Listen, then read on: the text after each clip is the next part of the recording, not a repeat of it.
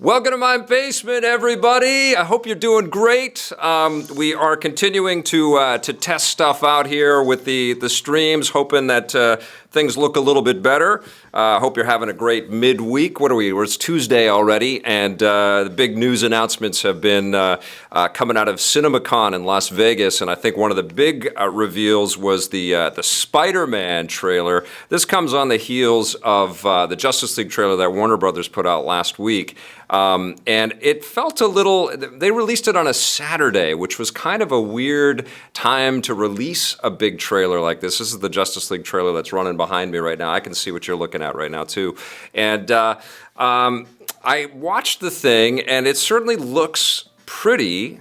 Zack Snyder is, I think, a pretty incredible visualist. He knows how to frame a shot and color every single nook and cranny of the frame to make it look very, very colorful and pretty. Not always with color, but he knows how to punch an image out there. And when you look at the way that this trailer kind of comes together, I guess I'm just going to jump right into this. It almost feels like he was thinking about every single trading card that they were going to make about Justice League, and he wanted to make every single frame look amazing. And I can't fault Zack Snyder for that. I think he makes very good-looking movies. You just have to look at Sucker Punch to kind of recognize this guy's visual flair. And I think that's something that we're seeing in this trailer. But the trailer doesn't really, you see that shot of Lois Lane just sort of appearing like that. It doesn't really come together in a sensical way. You don't really know what's going on except for the fact that Batman is talking to Wonder Woman about bringing the team together to fight this threat, these enemies that are coming, these nameless enemies. And you see a little bit of interplay, you see a little bit of chatter and dialogue between them. But you definitely are left with a lot more questions than answers. And, I think that's okay. Like we see Aquaman just get right into the fray there with, I guess, these parademons that are flying around. I don't think that's quite the case with the Spider-Man trailer, which launched today. I think, if anything, we can sort of look at the Spider-Man trailer as saying, you're kind of showing us a little bit too much, And it kicks off, it's almost like the movie trailers that they're releasing on the internet right now, they launch with a tiny sliver of what's in the trailer. They have like a mini trailer, then they go into the trailer. And it's weird, right? Like you start the video up and then they show you this and it's like, here's the trailer, and then we're going to show you the trailer now. And it's why don't you just start the trailer?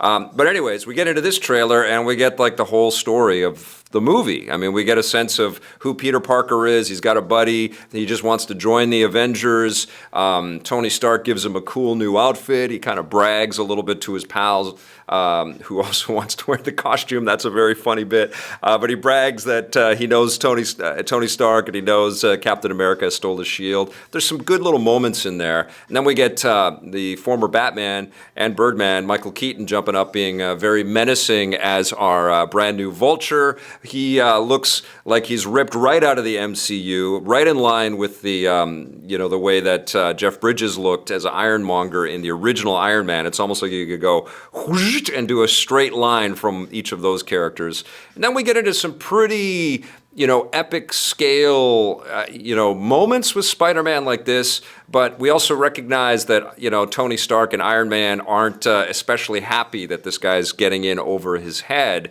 And we get the whole damn story. So now what we know is that Tony Stark is going to outfit him with technology that even this brainiac of Peter Parker can't create for himself. He needs to be able to lean on the tech that Tony Stark has given him, and he doesn't really feel like he's, competent enough to face an enemy like the Vulture. And it's obviously cool setup. It's definitely in line with the myth of Peter Parker and Spider-Man. My only issue with this trailer is that it kind of reveals the whole through line. It gives you everything. We know how this is all going to fare, and hopefully it comes out in the summer. I think July 7th is the date. Hopefully there are a lot of surprises left in store, but we know that, he's going to get buddy with Tony Stark. He's going to get all kinds of great weaponry to go out and be a pretty cool crime fighter. We know that he's going to be have some angst, some teen angst, and feel like, he's just not good enough. And then, of course, he's going to save the day and go on to be in lots of other MCU movies. But what I want to know is, some thoughts from you guys from each of these trailers. I'm not here to pile on with Warner Brothers. I got the Justice League. I got them basically looping behind me so we can talk about them. But I want to hear what you think about each of these trailers. And I have to say that there are elements in both of them that I love, but I am not legitimately blown away by either of them. And I'm wondering if it's because we've had so many superheroes at this point. I've got the chat running on the phone a little bit, so I can kind of try to keep as much eye contact as possible. Blake is here too, so if he's following along, he can help me out here too. And audio sounds good, Blake? Yeah, everything sounds good, Vic. All right, thanks, buddy. Has anybody asked a question? You know what helps me out is if you write question in caps and then ask the question, or if you've got comment, write comment in caps.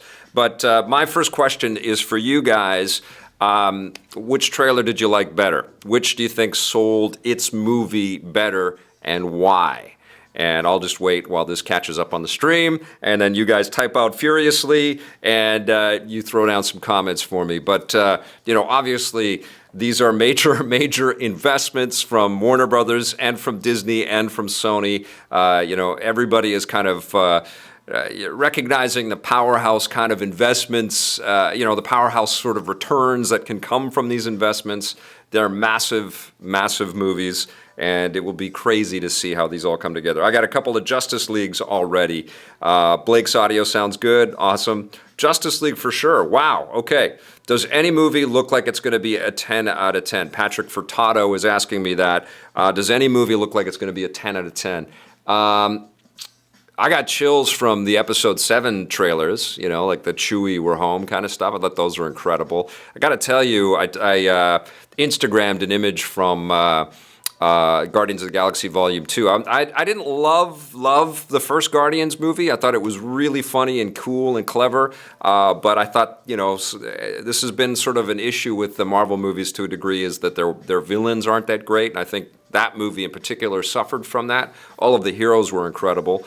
But it was working really hard. But now with Guardians 2, since we have had these characters in popular culture for a while, and we've got a baby Groot, I just love I don't know if it's irony or whatever, and I don't have Guardians footage behind me, but I love the new trailer that's out where Peter Quill turns to baby Groot and says, "Groot, strap yourself in," and he's just a tiny little tree dude eating like M&Ms, and it's just an incredibly ridiculous image, and it just makes me smile. And I've loved all of the Drax stuff, and that's a movie where I go, oh my God, if it already looks like a 10 to me, just based on the crazy trailers and the sense of humor and love that we see. So hopefully that comes through. Neither of these trailers, though, make me think that these movies are going to be 10 out of 10. But let's see. We got any questions or comments? Spider-Man has been cut out of the MCU. Breaking news today. Thanks, Sony. Oh, right, because they're going to be doing other Spider-Man movies? Yes, right. Question from, and that was the ballness with that comment right there. We got, hey, it's serious question. Do you want to see Soups with a mullet in Justice League? No, I don't. I don't think we necessarily have to honor the death of a Superman stories from the 90s when mullets were cool. Was it the 90s or was it the 80s? I can't remember. I can't keep those decades straight right now. But that's what happened in the books, is that he did come back in the black suit with the mullet. I don't want to see that. I don't think they have to adhere perfectly in line with the stories that we've seen in the comics. And, frankly, that's one of the issues with Warner Brothers and their DCU to begin with, is they are trying to catch us up too quickly on a lot of storytelling and plot devices and, characters and bad guys, Apocalypse and Darkseid and Steppenwolf and the Parademons. And, honestly, I'm a pretty big comics reader. I haven't read as much, in my EP years as I would have liked, but I used to collect like crazy prior to, producing television, getting, into getting this much content out there. I do read from time to time, absolutely. I followed the All-Star Superman and the Batman and Robin lines and checked out some of the New 52 stuff, but I haven't been able to keep up with every single twist and turn of the sort of modern age of comics. And I can't keep all of the stuff that Warner Brothers and DC has been Easter egging into the recent movies straight. And I'm a pretty, I'm a huge fan, but I'm also pretty knowledgeable about the DC lore, not just with Batman, but with a lot of the other heroes as well. And, my concern with the way that the DCU is coming together is that they're really sort of expecting that we're going to know all, like Victor Stone's backstory. And obviously this movie, Justice League, is going to be a bit of an origin story, but they're really kind of expecting that we're going to know the importance of all of these characters built in and some of the nuance and the modern nuance of these characters based on stories. And I think that the obvious missed opportunity for Warner Brothers and DC was to create standalone films along the way to tell us those stories so that the Justice League film would land with the impact that the movie deserves, I still have hope. I still have my fingers crossed. There's nothing in this trailer except maybe the Flash costume, which I really detest, especially because we're seeing one on the television every week that's excellent. I just am not a big fan of the way that they made the Flash look. I love Wonder Woman's look. That's the best Batman costume I've seen on screen. There's probably too much CG in Cyborg, but Aquaman looks amazing. I can't believe how much faith I have in the Aquaman side of the property right now. Based, a huge chunk on Jason Momoa, who I think is amazing.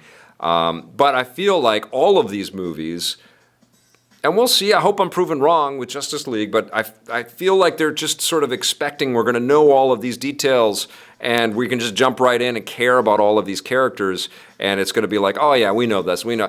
And I don't think a huge segment of the audience is going to know all of that stuff.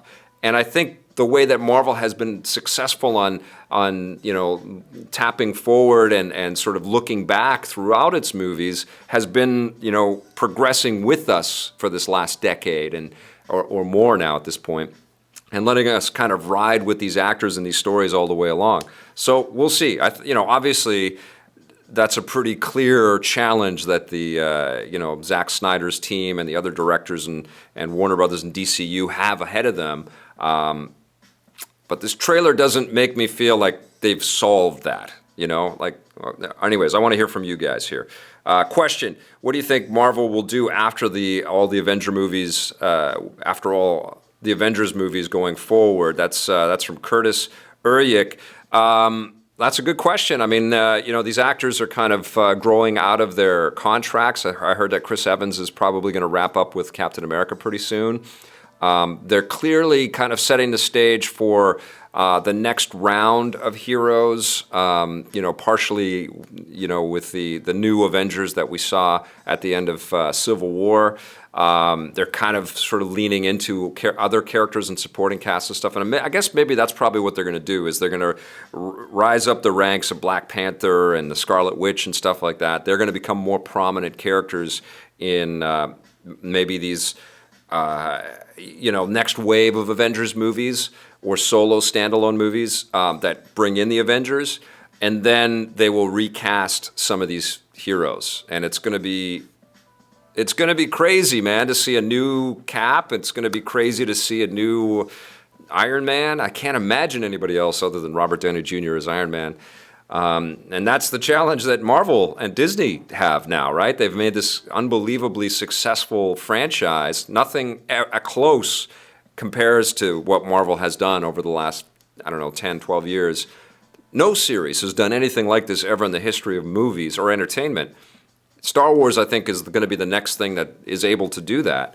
But this Marvel sort of boom, boom, boom, boom, punch, hit, pretty entertaining, successful movies, very hard to replicate and presumably sustain. I mean, we're seeing a bit of that with the Netflix stuff, right? They've had pretty good success, I would say wonderful success with Daredevil, Jessica Jones, and Luke Cage, and then we have this very ponderous, mediocre Iron Fist show. And that, honestly, that should have been, like a great liftoff, I think, for this Defenders franchise. It should have been like, okay, we have momentum, we have, the hardcore brutality of Defender, the kind of the sexual, sort of uneasiness and angst and psychologically terrifying Jessica Jones. We have a lot of the racial turmoil in Luke Cage,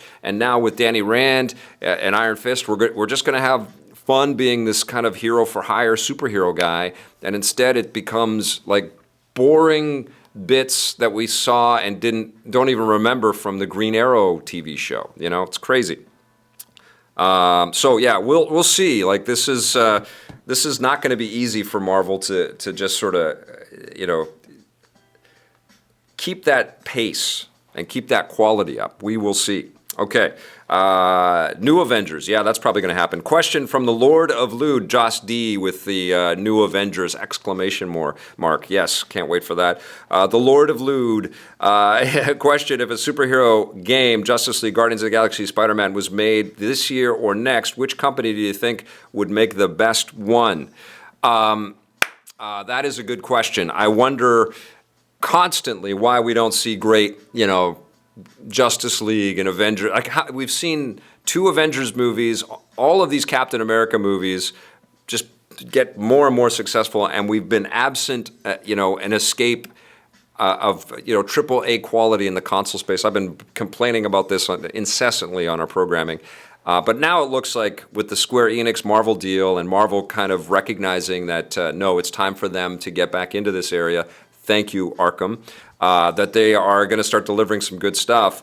It would be amazing to have like the best Assassin's Creed developers or, the best team from Monolith work on, an incredible Gotham City game where you could play as Nightwing and Batman and, Robin and Batgirl. That would be amazing.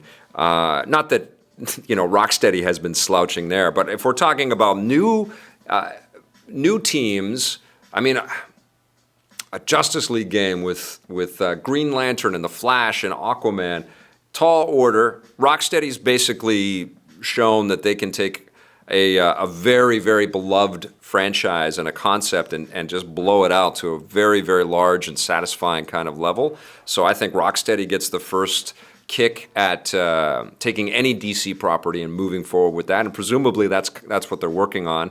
And if they can't do it alone, maybe they're working with Warner Brothers Montreal, who did, I think, the terrific Origins game. I know there's a lot of people that didn't dig that one as much, but I really loved it as a Batman fan.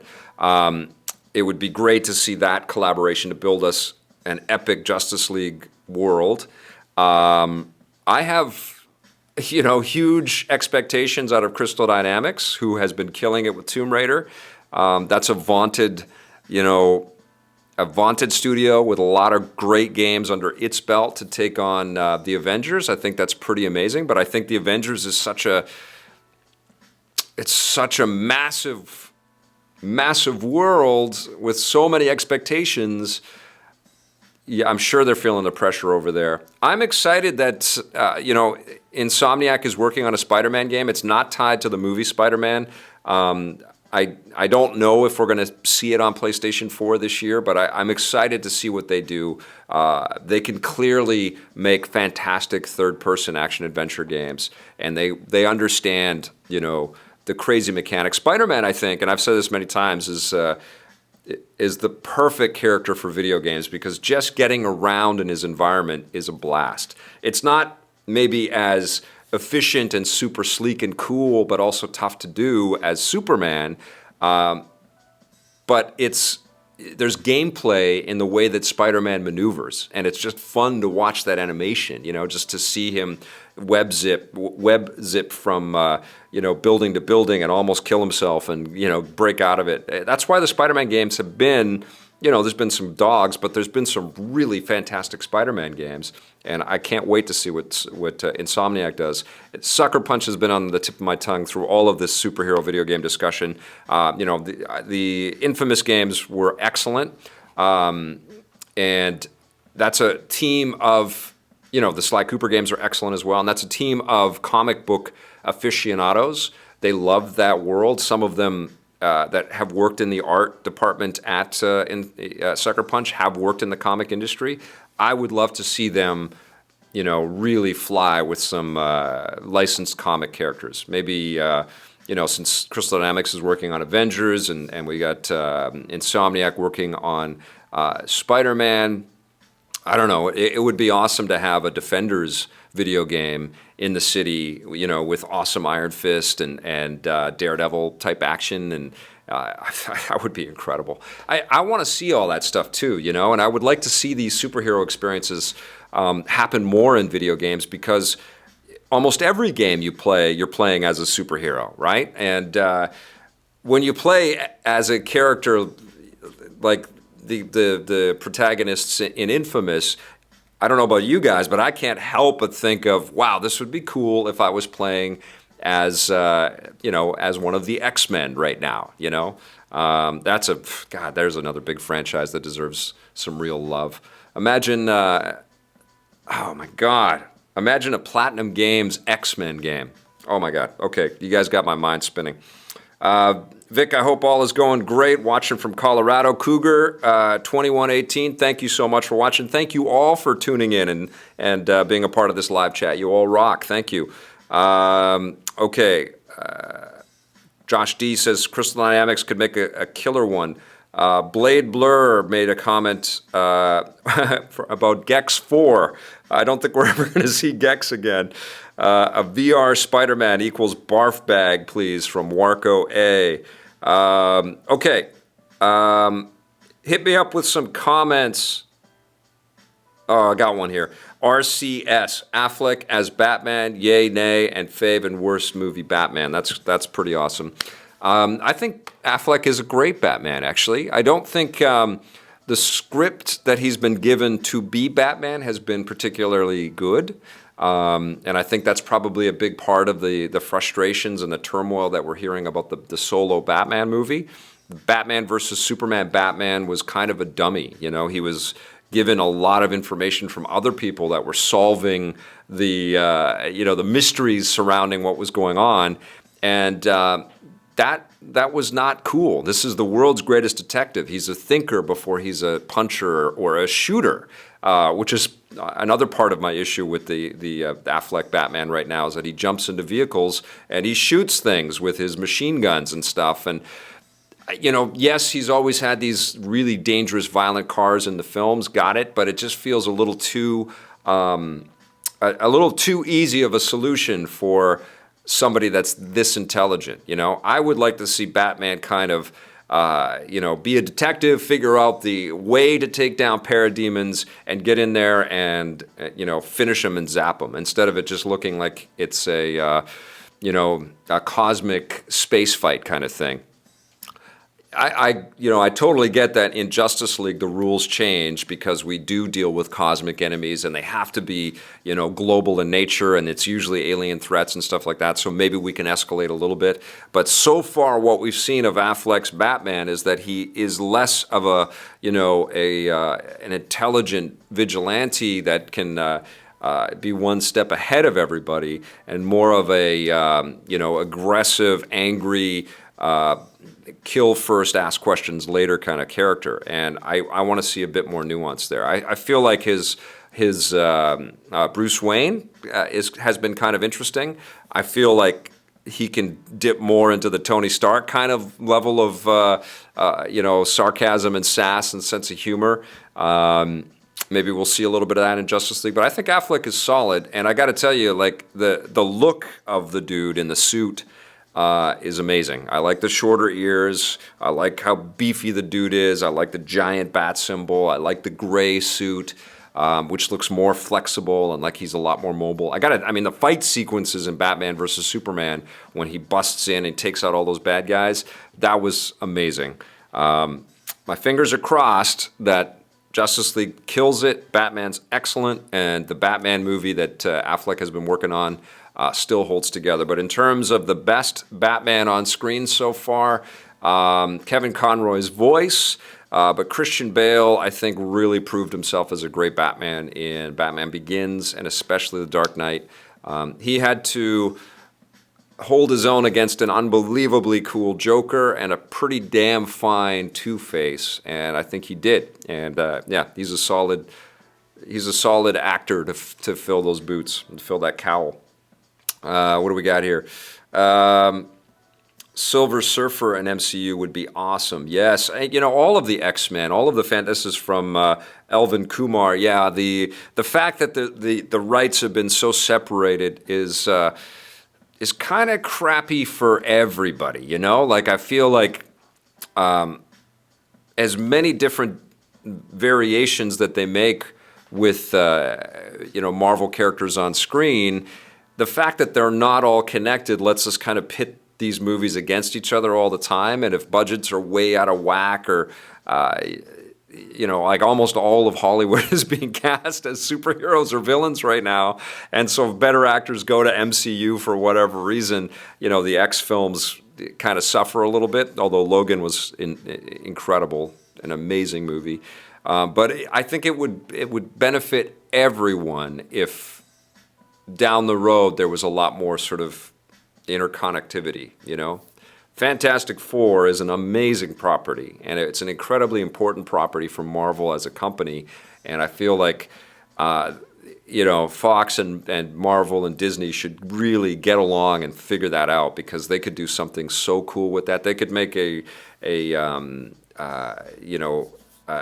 retro period 1960s Fantastic Four with kind of 1960s future technology, stuff that looks like the Jetsons or something, but it could be amazing. Or they could set it in the future or whatever they would want to do there. But they could have an incredible new franchise with that, and it's sort of connected to everything else, like the flashback sequences that we got in Ant-Man.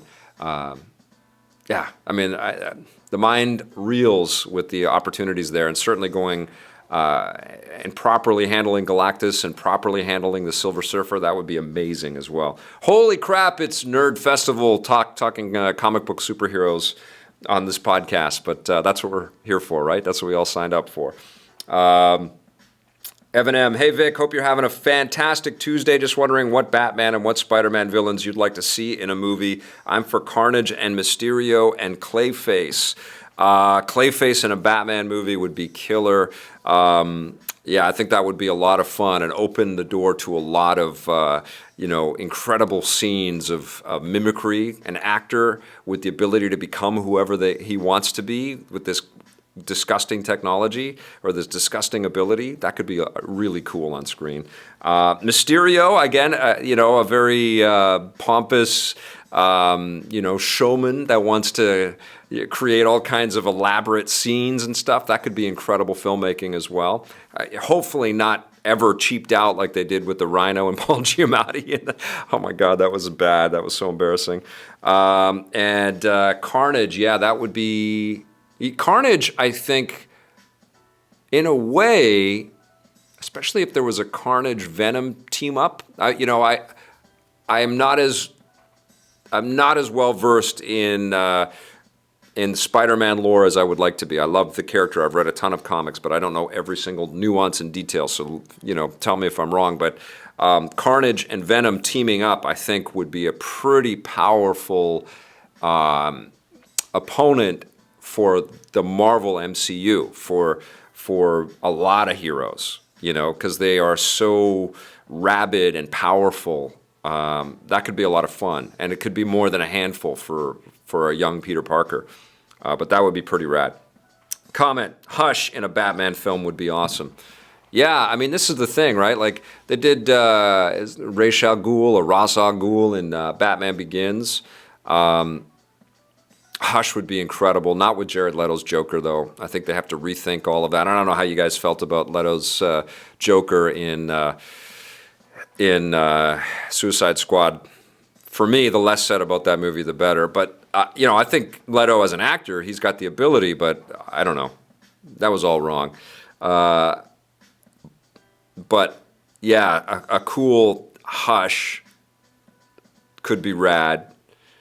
Absolutely. I still feel like Ra's al Ghul, I mean, they've got him in the Arrow show, so maybe that sort of aura has been weakened a little bit. But I've always loved him in the books. I've always loved him as a villain that goes head to head with Batman and has this mystical ability to kind of put up with whatever Batman can kind of dish out. I think he's a very, very fascinating character, very fascinating creation. JBJ Blaze and TFA, I thought Jared Leto was trying too hard. Yeah. Venom and Carnage go hand in hand from Marco A. Joker used in Suicide Squad was a waste. That is from Curtis Eric. And a Deadpool and Spider-Man team up would be amazing. Yes, it would. That would be incredible. I would also love to see Wolverine and Spider-Man, or Wolverine and Deadpool. And I just want to see that big guy throw that little guy in some pretty fantastic ways, like with Wolverine claws out. I guess we're going to get a new Wolverine. Oh my God, that's so sad. And who knows how long until we get that guy, right? JBAJ, while on the subject of superhero media, are you excited about South Park, The Fractured Butthole? What do you think about the Nauseous Rift and its latest delay? I am excited about the South Park game for sure. I didn't play the first game because Ben and Jose reviewed that, and I know it's one of my greatest failings in life, but I do want to dive into that. I will absolutely play the sequel, but full confession, I make a lot of time in my life for superhero TV shows, and I love The Americans and Homeland and some other other shows along the way. Game of Thrones, of course. I have never really been a big South Park watcher, so I don't know all of the in jokes. I don't know all of the ties to the TV show.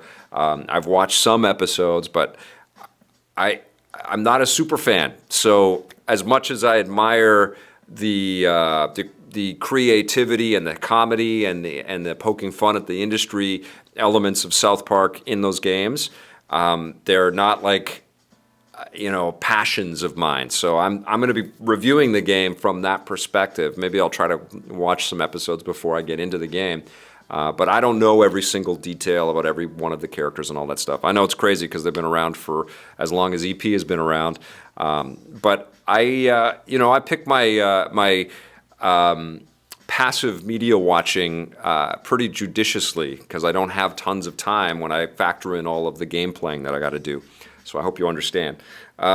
Did you play this Season of Villainy expansion in Batman Arkham Knight? I love the Talia al Ghul part. I didn't get to that. I know it's horrendous. I didn't play tons of the DLC. I downloaded a lot of stuff like the Batmobiles and all that stuff. But I basically played through the story twice on normal and hard, but I couldn't go back, and it's mostly because of the new stuff that comes out that I want to get to review and continue on. I can't complain about anything about what I do, but the one thing that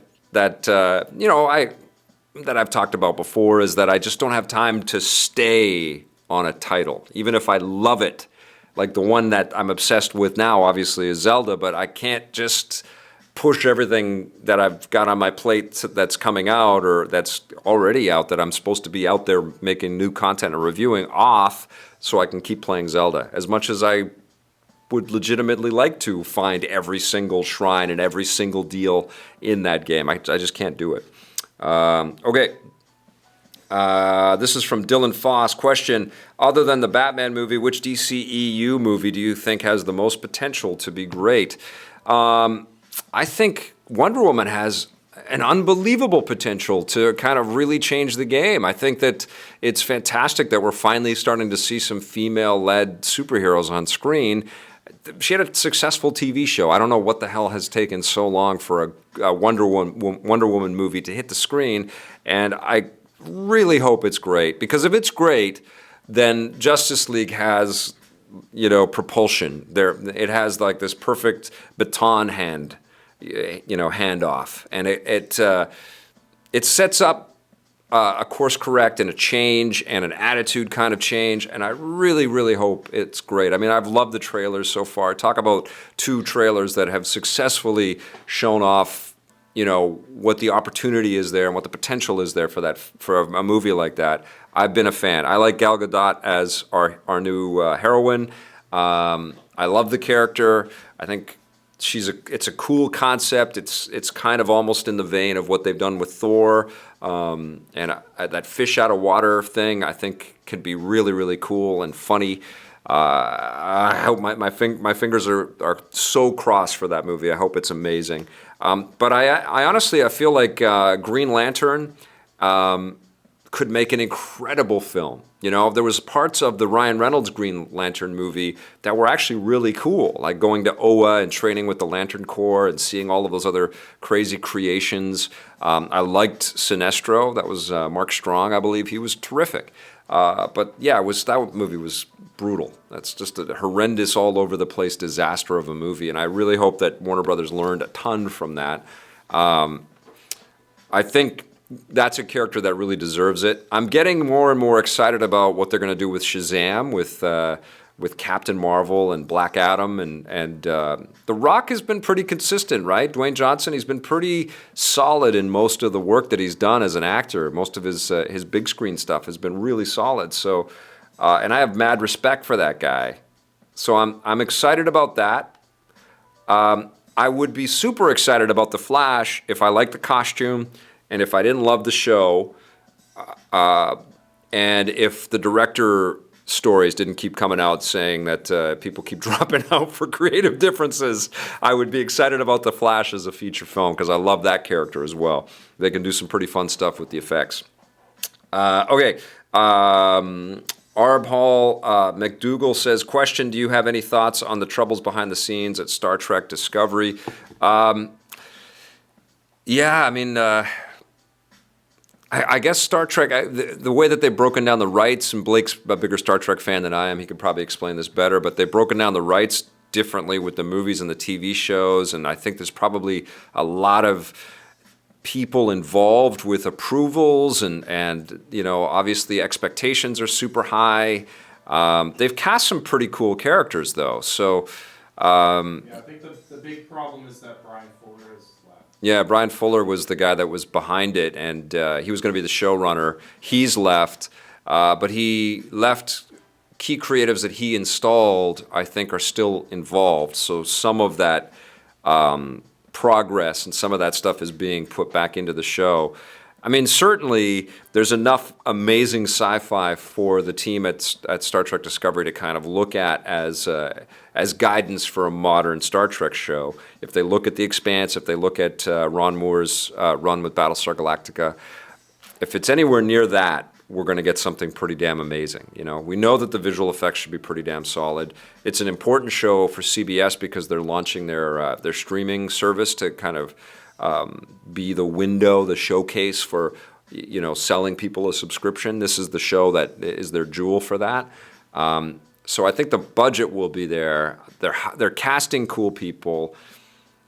I mean, I know just from the small TV shows that we have made that they go through a tremendous amount of gestation and some turmoil and some stress and pressure and expectation and last minute changes. And I think once you start to throw more and more millions and you stack more and more sort of, people and thumbs on things, it just gets tougher, I mean, look at the lawsuits and the problems that The Walking Dead has kind of had to grapple with ever since it launched, you'd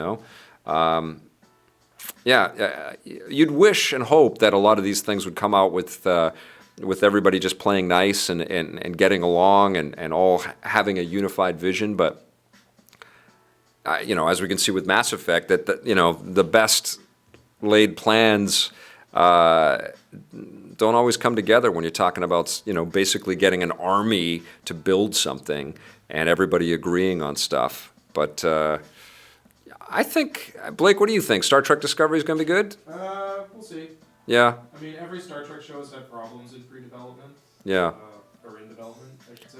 Yeah. I like the cast. I like the idea. The ship looks stupid, but that's fine. Yeah. I mean, most Star Trek ships look kind of goofy. Yeah, we'll see. We'll see. I really like the cast, so that has me excited. Yeah, and they're focusing on not the captain, but a junior ensign or something like that, or An ensign, yeah. an ensign. Yeah, so that's interesting. It's going to be like serialized or non-serialized, like Game of Thrones. Right. So like the whole season is one story. That's cool. Yeah. And so people can go off in different things. So it's like Deep Space Nine was, which was my favorite show. Okay. Yeah. No, we will see. And plus, they have the time with a show, if it goes on for more than a season, to kind of build up the universe in a way that's going to be a little bit more satisfying than the stack everything into it kind of J.J. Abrams style Star Trek movies that have been, disappointing to say the least. What do we got here? We got when they axed Darabont, that was them saying we only want as much money as possible. That's Spark Movement with that comment. Yeah, that's tough, man, and that is a nasty, nasty lawsuit over there with Frank Darabont. Yeah, Spark Movement is not happy about Walking Dead. Tiago Santos, please make a feature EP about the Panzer Dragoon series. Bring Happy Console Gamer too. That's an awesome idea. Yeah, I've been thinking about. I talked about it on the last Vic's Basement that I did. That I want to do more buried treasures and pull some classic stuff off the shelf and play it and talk about it. And we could probably, hopefully run some old classic segments and interviews that we've done too, maybe some old reviews. And Panzer Dragoon would be completely rad. I can't believe that Sega has that and a million other amazing properties, and we never hear about them. They just sort of like, it's their history, it's their past, but let's do another Sonic game, I mean, it just... They have some real opportunity. I guess they did Rez and VR, which is incredible, but imagine a Panzer Dragoon kind of thing with modern technology. They could do something awesome there. Okay, any final thoughts or comments? Hey, Vic, I've been watching you for 20 years, man. Expert gaming. For 20 years, much love from Toronto. Hello, Toronto. Hello, Expert Gaming. Josh D. Comment, Wonder Woman and Justice League need to be great. If they bomb, I think the DCEU is over. Yeah, I would agree with that. If these two movies this year are not great, if they're only pretty good, Warner Brothers and DC have a real problem on their hands. I think that Guardians is going to be great. I think Spider-Man Homecoming is going to be great, even if it's a little exhausting that we're kind of getting a reboot again. And I also think that the Thor Ragnarok movie is going to be great and goofy. And that new image of Hulk in the Planet Hulk armor, I cannot wait for that. Let's see what we got here. Twilight was pretty good from Shinoa. Okay. Just throwing that in there.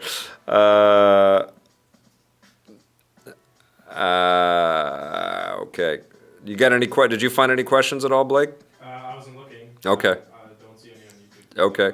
It's weird how Spider-Man has struggled to establish itself as a movie franchise. Well, this is from Gary Davis. Well, less prominent characters like Iron Man have taken off, and I think it's all in the way that it's been handled. Like Kevin Feige, who is like the senior producer that oversees all the MCU stuff. He's the president for Marvel's movie studio. That guy's, I've interviewed him. He's amazing. Like the guy's an encyclopedia. He loves it. He knows not just the monetary value, but the emotional value of the 5,000 characters that exist at Marvel. And he saw it clearly, And I don't think if Iron Man didn't work as well as it did, because remember the Hulk movie I think came out before it, the one that not Eric Bana, who was the other guy? Edward Norton. Yeah, Edward Norton. It came out a few months after Iron Man. Oh, it came out after Iron Man? A few months. Okay, well that didn't hit as much as Iron Man did, but I actually liked that movie. It was pretty fun. But Iron Man set the whole thing in motion. If that didn't work, and we didn't have the heart and soul of Tony Stark. I mean, look at how important he is. He's in the new stuff now, right? He is the guy that we put into Spider-Man to save that as a movie franchise. But it all came from that real understanding and that real love, you know. And we actually worked on the Iron Man making of with Sega when they were working on with Secret Level when they did the video game, and we did the whole behind the scenes with the studio, and then we visited the editing suites in Hollywood where they were making the movie, and I watched some of the effects go into place, and I interviewed Jon Favreau and Robert Downey Jr. and Kevin Feige, and yeah, they didn't know if it was all going to work, but holy crap, did it, huh? I mean, it set up like a brand new industry. Okay. We did a documentary about the Hulk game as well. Yeah, we did the whole thing on the Hulk game, but that wasn't tied to the movie. That was like a separate thing, which was pretty damn good. It wasn't as good as Ultimate Destruction, which was made in Vancouver at Radical. But that, you guys remember the Xbox 360, PlayStation 3, incredible. I guess it was the Incredible Hulk. I can't remember what they called it, but it was pretty good. Looked pretty good. But Ultimate Destruction still the best Hulk game. Okay, I'm gonna quit this Spidey GL conversation. You guys can throw me any questions or comments that you want there, and I want to talk a little bit about Nier. I'm going to turn the volume down a little bit. This is the game that I've been obsessed with most recently. I'm going to zip that out there like this. Now, I threw up the classic trailer, mostly for me to kind of take a look at again. This was the Xbox 360, PlayStation 3 game. This was the more traditional, role-playing experience from Square, and I don't even know how it ties into Nier Automata yet, or Automata. I think it's Automata. But I can tell you, and let's take a look at some of this stuff right here. It's going into madness, and there's books flying around, and I remember thinking this had a cool style, and some pretty good art, and it was kind of a trippy story, and it was fun. But it was also a little clunky and weird and strange. And then let's zip forward, and suddenly we're into Nier Automata, and you play as a character named 2B. Oh, is this still the classic Nier? Hold on, this might still be classic Nier. Yeah, it is. Okay. Let me get into new Nier. There we go. I threw in a bit of both. Okay, but suddenly with Nier Automata, we're in the future. Earth has been destroyed.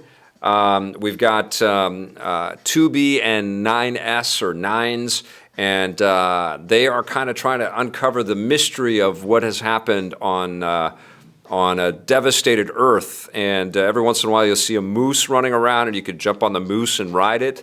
And then you see robots of every kind of freaky variety that you can imagine.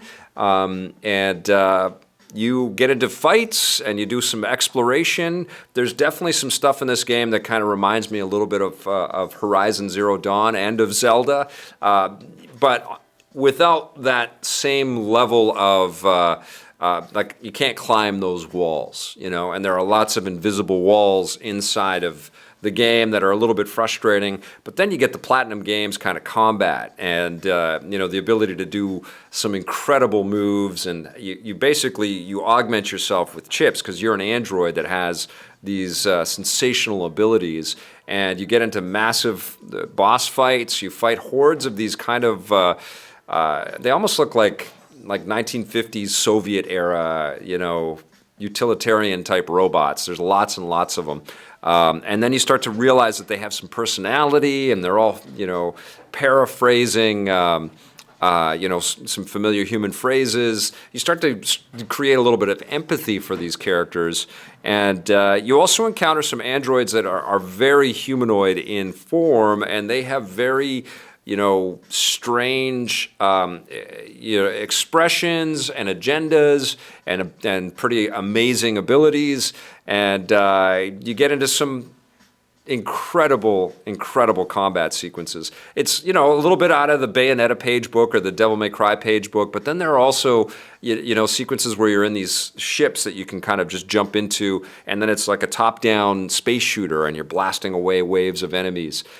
You've got this pod with you at all times, which you can use as a device to go fishing with, actual literally fishing, and you pick up like a robotic carp. And then you can also jump on it to kind of glide to different areas that you're going to try to get to. You can use it to shoot out of as well, and you fly in these ships, these awesome ship things. It's amazing. And then you're trying to kind of understand what happened to the humans on Earth.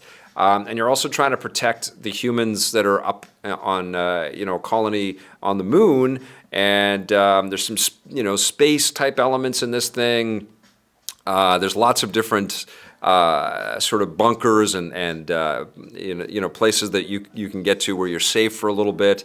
There is no autosave in the game, so you're constantly having to hover over the save points that you can so that you don't checkpoint yourself into oblivion. But then you can fast travel and do things that you would want to do in a massive action RPG. The thing that holds this game together. And it's amazing that it is so solid in the face of Horizon Zero Dawn and Zelda is the combat. I mean, you're seeing some of the scores that people are giving this thing. It's incredible. It's being completely overshadowed, I think, by Horizon and by Zelda.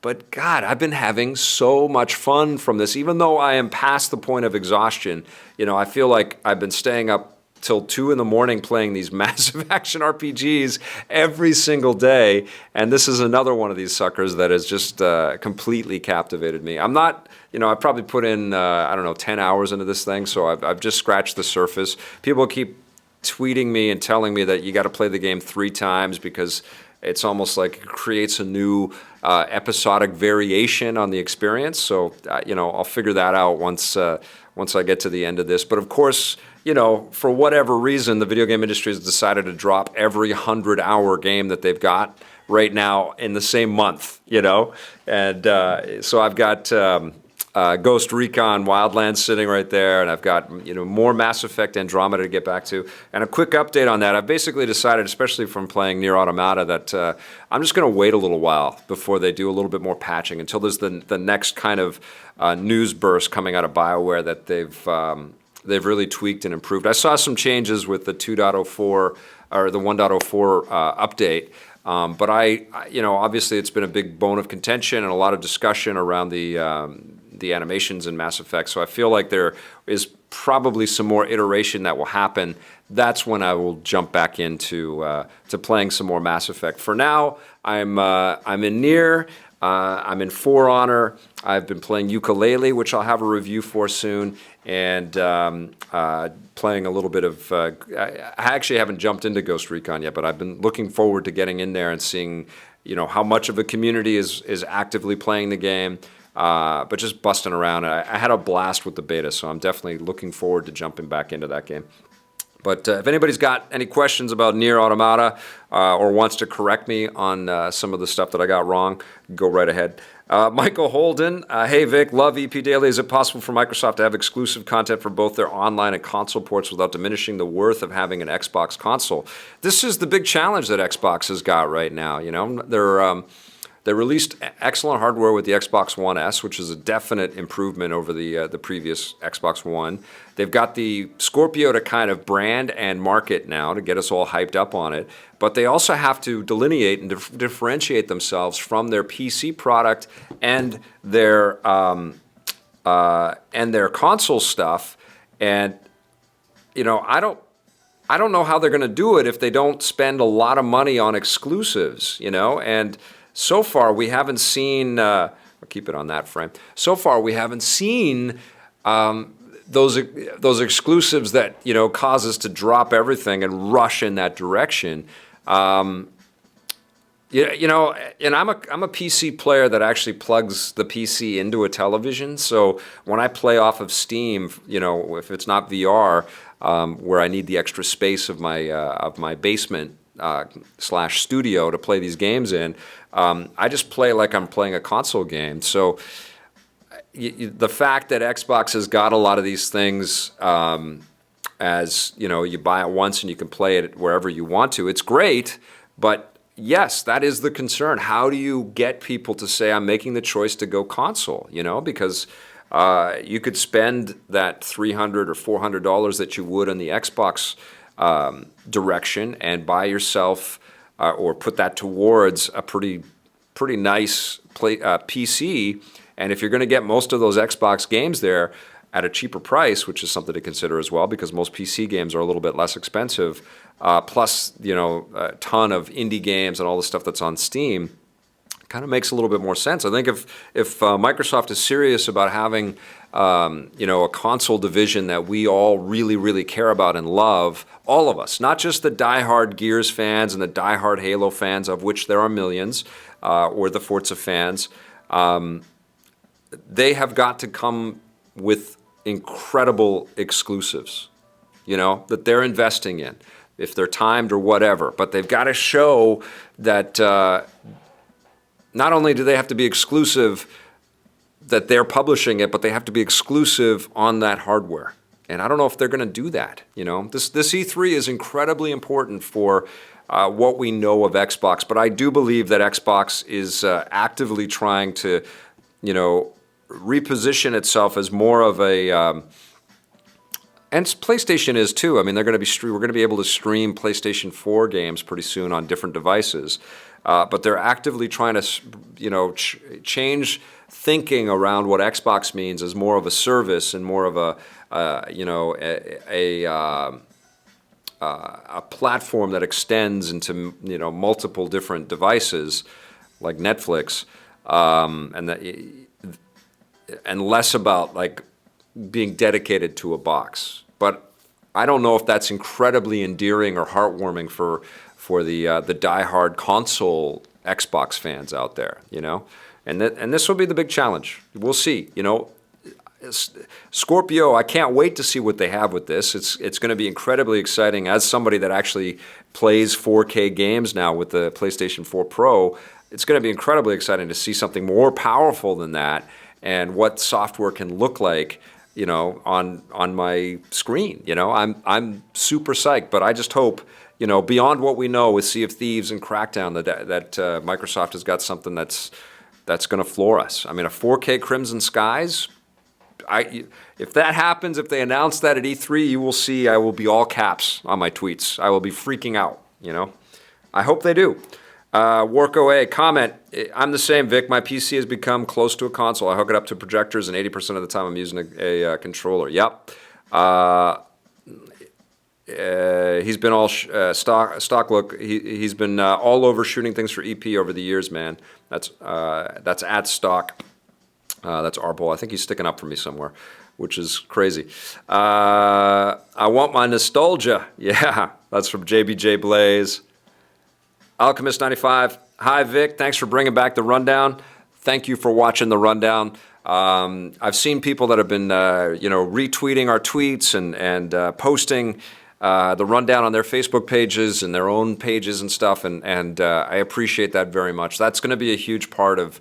We're still grassroots, right? Like I'm not really spending money to market our stuff out there. We're spending the money to just build content that we're proud of and that we like, and we're going to do our best with that stuff. So, what we're asking of everybody is to just, help us spread the word out there. Let your friends know that we're trying to produce really cool stuff every single day, and we just want more people to watch, and we'll, from that, be able to make more stuff and cooler stuff, and more people will be involved, and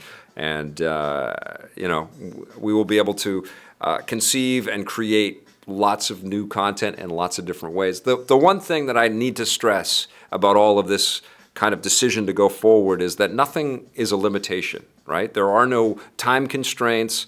There are no, constraints on imagination. We have lots of access to lots of incredibly cool stuff to talk about, both past, present, and future. The constraints come from, budget, obviously, but that can grow as more people watch. So if we get support, we can build right back up to what we've done before or better than what we've done before in lots of different and cool ways. And, you know, I don't want to get ahead of myself. I just want to try to create cool stuff every day, and hopefully you're digging it, and hopefully more people come and join this. Okay.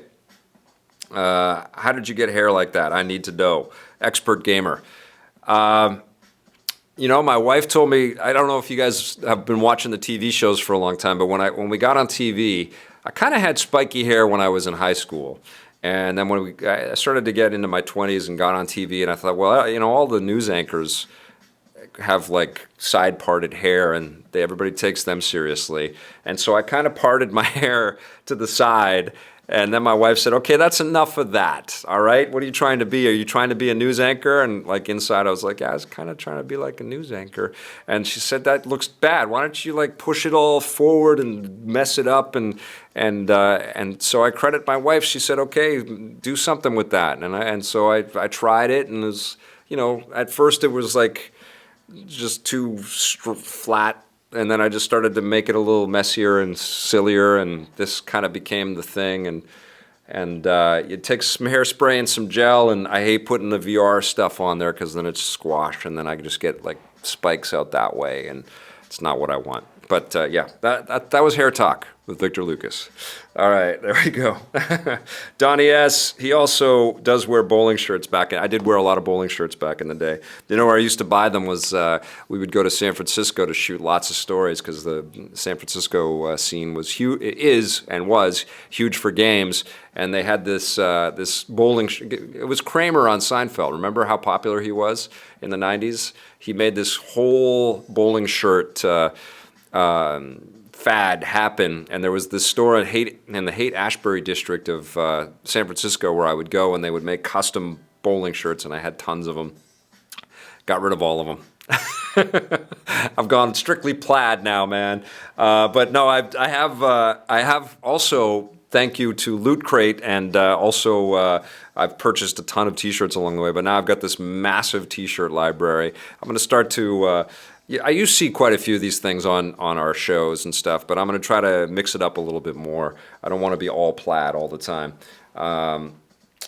And there's one thing that I just remembered that I want to bring up about the Justice League trailer. Superman? Well, there's no Superman. I kind of brought it up a little bit already, but this Flash costume, I brought it up in a tweet. I don't know what they're thinking with this Flash costume. It looks like the Flash in Justice League is like somebody loves the Power Rangers, and they're like, damn it, we didn't get to make the Power Rangers movie. We'll put the Power Rangers costume on the Flash. And it doesn't work. I didn't even know it was the Flash in the flashback, no pun intended, flashback scenes of Batman versus Superman. He came on, he's like, Lois is the key, or whatever he said. I don't even remember, it was so stupid. But it didn't even look like the Flash. I was like, who is this guy? He was glowing, and he had armor on. And now we see more of the Flash. We saw a little more in Suicide Squad. Now we see him here. The Flash would not wear a suit of armor to run around in. He wouldn't look like one of the Knights of the Round Table of some weird psychedelic Power Rangers night table. He would want flexibility. He would want mobility. He would want to be able to carry the thing around and change super quickly, and it would collapse and fold into itself. That's why the ring costume was invented, you know? The super speed would allow him to basically leave it somewhere and go back to his house or wherever his Flash cave and change into it. I get that. That's fine. But the comics got it right, man. In the Silver Age Flash reboot in the I guess it was the 50s or the 60s when they brought Flash and they modernized it and called him Barry Allen, the ring holding the costume was perfect. It's a great idea. It doesn't make sense with physics, but nothing really does. But the idea that Barry Allen has this ring that he can just tap on and then poosh, the costume comes out of, and it's form-fitting and it fits him, and he can just whip around super fast. He doesn't need armor. That armor just looks like it would slow him down, and he's so fast, he's going to outrun all of that anyways. Any projectile, anything that would come at him and hit him in the armor, he wouldn't need it. And that's what it just bothers the hell out of me, especially because, and I said this already, but the TV show Flash costume is closer to what I've always loved about the Flash. And it's honestly, I think, one of the strongest comic book adaptations, period, especially on television, because they just adhered to the silly, whacked out, crazy colored kind of vibe of what the comics have always looked like, you know? And certainly in the Marvel movies like Spider-Man Homecoming is taking a page right out of that comic book as well. And it works, you know? Why mess with what's kind of going to work for you already? Okay. And he's got Metroid shoulders. Yeah, it's crazy. More Blake bashing, Melissa McCarthy, please. Vince Nichols. Does somebody likes your... Yeah, I think you just hate her, yes. Style tips with Victor Lucas, how to look like a hipster gamer. Thanks, Warco. Okay, I think Grant Gustin is awesome as the Flash. That's Arbhall McDougal. Absolutely agree. I think it's a total cry and shame that they had to separate the universes. Who's the new Flash? What's his name again? Barry Allen? No, the actor. Ezra Miller. Ezra Miller, I think, made an offhand comment that because of the multiverse scenario in the DC universe, that the Flashes will meet at some point, and that's really a great idea and a cool idea. But you know, it all hinges on 2017, right? And you guys said it. If Wonder Woman and Justice League aren't great, the DC cinematic universe has got some real problems. But let's hope they are. Okay? When I see the GL trailer, Batman suit looks like Owlman from Watchmen. Yeah, that's interesting, right? Lots of connections to what Zack Snyder has done before.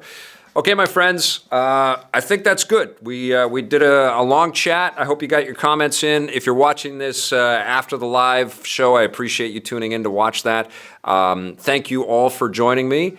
And we're definitely going to be doing this more. I hope this looked and sounded all right. We're going to keep improving and tweaking and making live conversations about stuff a bigger part of our menu here at EPN. But please spread the word. Please have fun. Let's keep our fingers crossed that the superhero movies don't let us down this year. And we'll see you next time. Thanks for watching, everybody.